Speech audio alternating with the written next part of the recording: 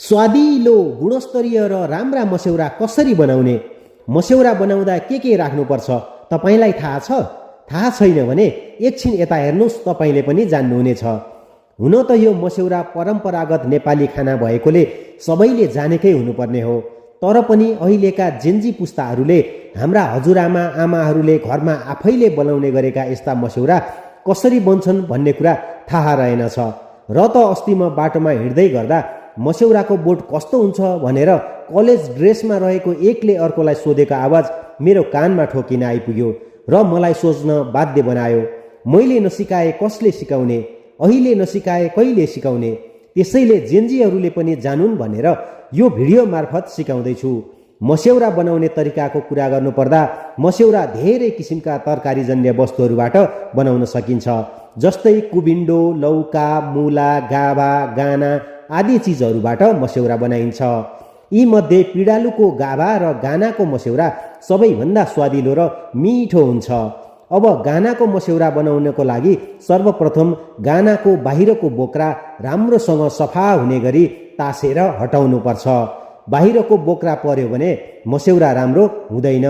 तासेर सफा बनाएको पिडालुको गानालाई यसरी कोरेसोमा कोरेर मसिनो भुजुरी जस्तो बनाउनु पर्छ। एक नासको बनाउन सके अझै राम्रो हुन्छ। यसरी कोरिसकेपछि अब यसमा मिसाउनको लागि मासको पिठो चाहिन्छ। मस्यौरा बनाउने मासलाई 12 घण्टा जति भिजाएर राख्नुपर्छ।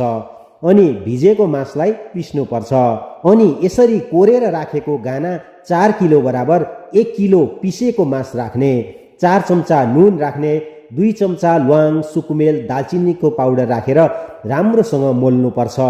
मोलिसकेपछि यसरी टक्क टक्क टक्क टक्क साना साना डल्ला पारेर 5 घाम जति सुकाएपछि गानाको स्वादिला मस्यौराका डल्ला पकाएर खानको लागि तयार हुन्छ।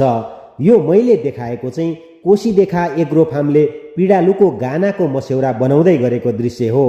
कोसीदेखा एग्रो फार्मले यसरी नेपाली परम्परागत घरेलु विधिबाट विभिन्न पोषक तत्त्वहरूले भरिएको बहुअन्न मिश्रित सातु र चनाको सातु तथा मस्यौरा र अचारहरू पनि बनाउने गरेको छ।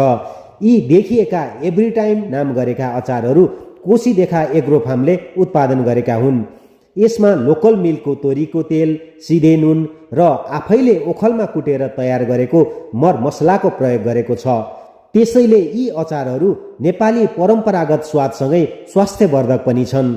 एग्रो फार्मले उपभोक्ताको स्वाद, सन्तुष्टि र स्वास्थ्य यी तीनै कुरालाई उत्तिकै प्राथमिकतामा राखेर गुणस्तरीय उत्पादन गरेको छ। यदि तपाईलाई